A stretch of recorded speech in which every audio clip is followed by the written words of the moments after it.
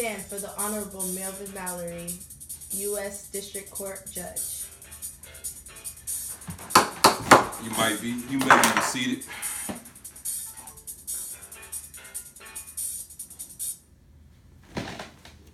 Good evening, and I would like to welcome you to the United States District Court of the Western District of Atlantis. This is the sentencing date for Micheal Mali. This sentence will be held here for the criminal case of the United States of America versus Micheal Mali. Am I pronouncing your name correct? Micheal Mali? Yes, sir. Okay. I have heard the trial of Micheal Mali and the jury has come back with a guilty verdict. Mr. Mali, you have been convicted of drug selling to the community. The offense is count 1, conspiracy to possess with the intent to distribute heroin. Is that correct? Yes, sir. Okay. The offense carries 10 years to life with a $4 million fine. Let me look through this paper and see what's going on. Okay. The sentence is less punishable and more about basically the sentencing that I'm gonna do for you today is less about the punishment and more about helping you reintegrate back into society. You have decided to plead guilty to count 1 with accordance with the terms of the written plea agreement. Is that correct? Yes. Okay. Which requires a plea of guilty to count 1 in return for dismissal of the count 2 in the original indictment. I want to address basically why I'm gonna go with the following recommendations of the sentence. Mike, I see you have an 11th grade education. Is that correct? Yes, sir. Okay. You have 2 kids. Is that correct? Yes. Okay. And you grew up in the housing projects. I understand that you had a rough childhood. Your family was pretty much raised up by your mom and everything like that, but there really is no excuse for you to be continually to get into trouble. The U.S. Attorney has decided to recommend a sentence below the mandatory minimum sentence. The defendant has provided substantial assistance to the government, which we really appreciate you for that.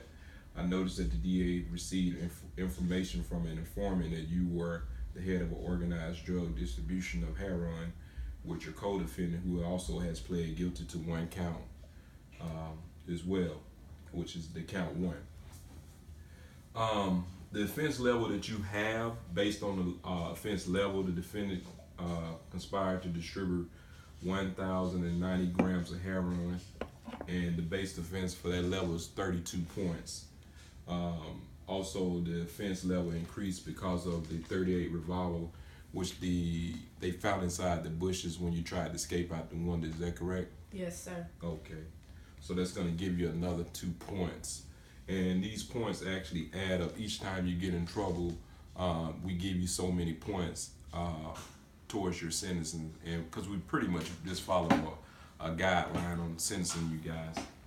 And time again, I see young men like yourself come in and out of this court. I'm not going to waste taxpayers' money with you this time going around. I'm a mandatory, certain things that are going to be taken upon you when you actually complete and during your sentences. Because of previous arrest of controlled substance, Class D felony back in 1991, you received 5 years probation. The second conviction for controlled substance, Class C felony in 1995, they gave you 2 to 4 years imprisonment. You paroled August the 4th, 1997. Is that correct? Yes, sir. So you're just a career criminal, pretty much. Yeah, we're gonna take care of you this time. You also got possession of marijuana, 7-day imprisonment. So over and over again, you continue to get in trouble year after year, every time we let you out. Your other conviction was robbery, 3rd degree, Class E felony, 3 years imprisonment. You were paroled August the 4th, 1999. Bringing in the new year, 2000. You have racked up many convictions over the years. I have taken in consideration of your rough childhood, The defendant has basically been living a reckless life. Uh, you've been shot, selling drugs, stabbed in the arm by your girlfriend. I'm a mandatory. You get psychiatric help. Uh, Also, substance abuse treatment in the first year of your sentencing. Also, I'm gonna need you to get a GED. I'm no longer, like I said, gonna waste taxpayer money while you're sitting in jail. Um, and who's gonna protect your family while you're going? While you gone? Nobody. We're gonna have to pay for that as well, Mr. Malley.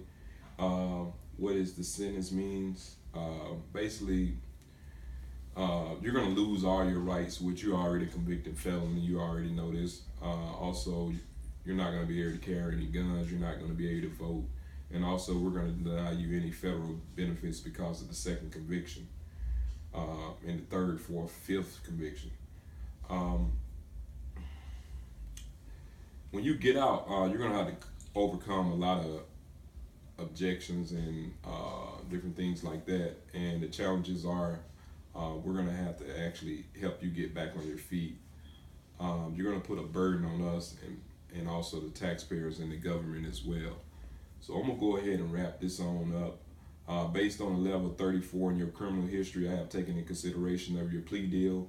You are hereby sentenced to 180 months with a possibility of parole with good behavior, with 5 years supervised probation when you get out as well. Test for drugs on your probation, minimum fine, if possible, that you need to pay, and also special assignments, assessments of $100. I'm gonna go ahead and sentence you today. If it's nothing else from the DA, we're gonna go ahead and adjourn the court. You guys have a nice day.